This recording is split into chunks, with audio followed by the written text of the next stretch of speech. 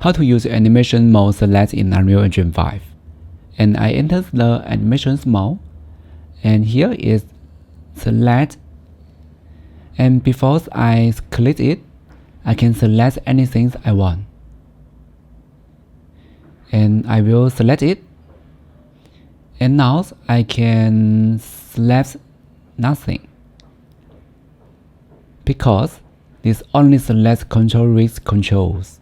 So I will right click and paste to FK control rig, and here I can select this character's bone. Yeah, you can see I can select his character's hand, and I will uncheck this one. And sometimes I want to select this character's hand, and you can see maybe I can select these objects behind these characters. So I think it's convenient to use select control rig. Yeah, that's it. I hope this video is useful to you. If you like my content, please subscribe and hit the like button. Thank you. See you next time.